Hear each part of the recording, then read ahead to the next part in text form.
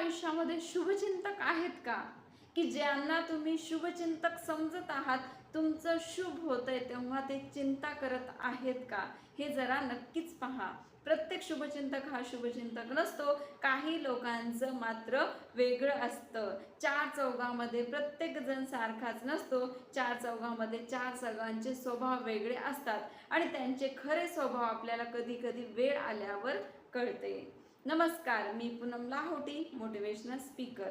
चार चौघ या सिरीजच्या आजच्या तिसऱ्या भागामध्ये आपण लोकांचे चेहरे म्हणजेच लोकांचा खरा चेहरा आणि मुखवटा यामध्ये काही अंतर असतं का हे आपण आज पाहणार आहोत.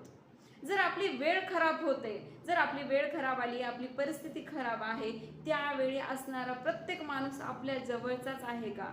त्यावेळी असणारा प्रत्येक माणूस आपल्याला आपल्या चांगल्यासाठी धडपड करत आहे का हे सुद्धा माहीत असणं गरजेचं असतं. कारण ती एकच वेळ अशी असते की ती आपल्या चेहऱ्यावरचा जो पडदा आहे, आपल्या डोळ्यापुढचा पडदा आहे, तो कायमचा हटवू शकते. त्यावेळी आपल्याला खरी गरज आहे जो माणूस आपला आहे त्याला सोबत ठेवण्याची. आणि ज्यांनी मात्र मुखवटे घातले त्यांना आपल्याला काहीच करायचं नाही, ते स्वतःहून त्यावेळी निघून जातात. आणि चार चौघामध्ये अशाच लोकांचा समावेश असतो. आता चार चौघ नेमके कोणत्या प्रकारचे असतात? काही लोक आपल्या वेळेचं भांडवल करतात.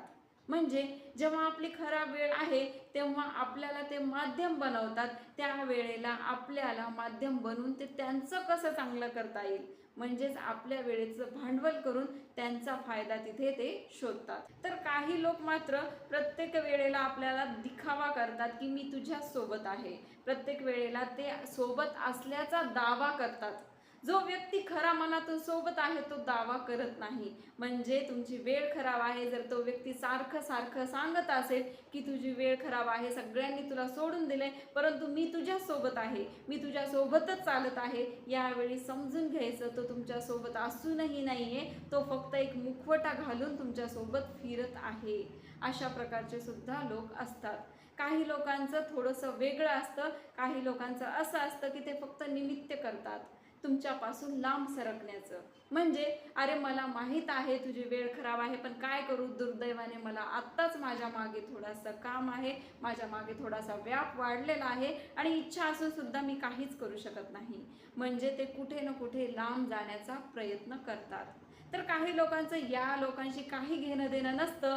त्यांना कोणत्या प्रकारच्या पुराव्याची सुद्धा आवश्यकता नसते किंवा त्यांची जी तगमग आहे, जी धडपड आहे ते सुद्धा त्यांना दाखवून देण्यात काहीही पडलेलं नसतं. त्यांचा एक म्हणजे एकच ठरलेलं असतं की